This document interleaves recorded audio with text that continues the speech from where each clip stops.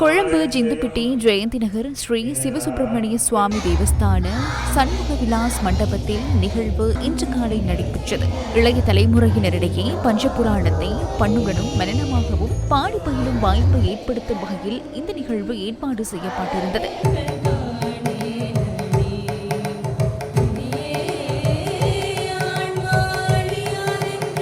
இந்தியாவின் கைலை அறக்கட்டளை நிறுவனர் முனைவர் கைலை ரா துரைசாமி நிகழ்வின் சிறப்பு விருந்தினராகவும், இந்து கலாசார திணைக்களத்தின் நிர்வாக இயக்குனர் அனிருத்தனன் பிரதம அதிதியாகவும் கலந்து கொண்டனர். நிகழ்வின் பஞ்சபுராணத்தை பண்ணுடனும் மனனமாகவும் பாடிய அறநெறி பாடசாலை சிறார்களுக்கு சான்றிதழ்களும் வழங்கப்பட்டன.